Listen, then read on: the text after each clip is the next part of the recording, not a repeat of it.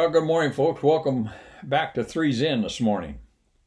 As you can see, I'm sporting a new briefing costume. So often I get these things that pop up on my Facebook feed, and I just can't pass them up. This shirt's one of those. This particular shirt features the San Antonio VFR flying area and areas and so forth.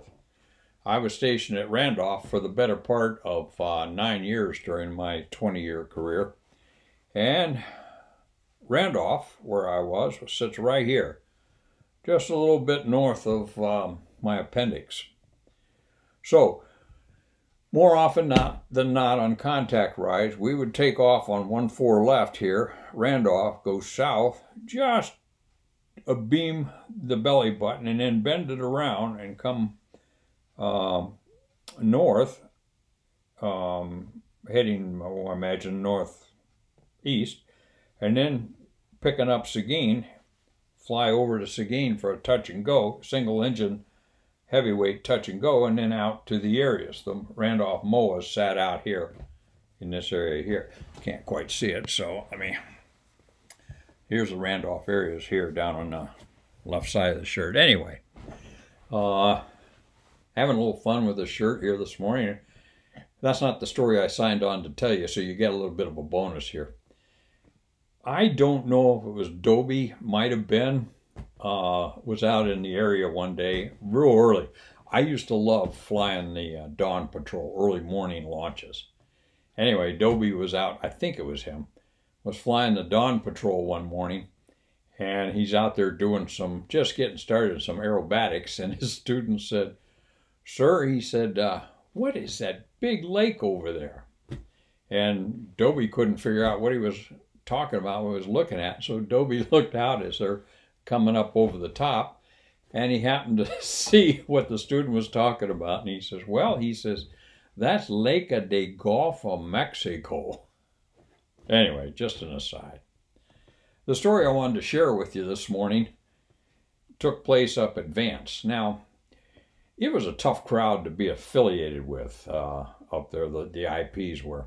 And they could be malicious, often at somebody else's expense. So this one morning, everybody gets called in at 5 o'clock for report time, and the weather is terrible. It's just low ceilings, rain. They're not going to turn a wheel for a couple hours. And they kind of knew that when they got called in, but just on the off chance, we still had sims to do and so forth. So these guys all gather in the flight commander's office, and they're sitting around telling stories. And then finally, about 7:30, they decide to go over to Mom's for breakfast. Now, Mom's is what we affectionately called the dining hall. It was run by these little old ladies who could double as our grandmothers on occasion. Sweet women, all these ladies were. And that's why it earned the nickname Mom's. So they thought, well, let's go over to Mom's for breakfast. And they decided, yep, that's the plan. So they look around, and there's Tim Ball. He was sitting in the corner. He had fallen asleep. Okay, fine. This is where the story gets malicious. Now, in those days, mid-70s, we didn't have, or late 70s, we didn't have cell phones like everybody has one today.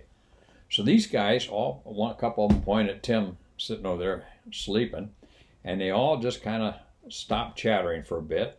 They get up and very quietly leave the room. But before they do, they take the flight commander's phone and they put it in a lower desk drawer and close the drawer. And then on the way out, they turn the lights off and they close the door. So there you have Tim asleep in the flight commander's office, and the room is totally pitch black, dark. I mean, there is no window in these flight commanders' offices. It was just a dark room. Okay, you got the picture.